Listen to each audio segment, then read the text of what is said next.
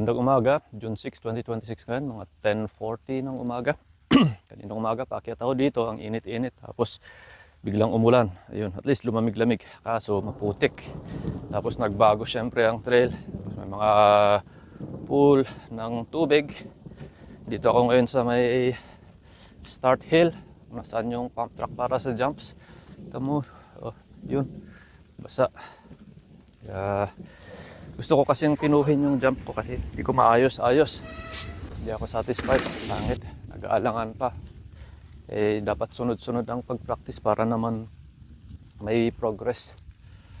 Ang isa pang pakay ko dito, practicein ko yung INXS para sa trail skills.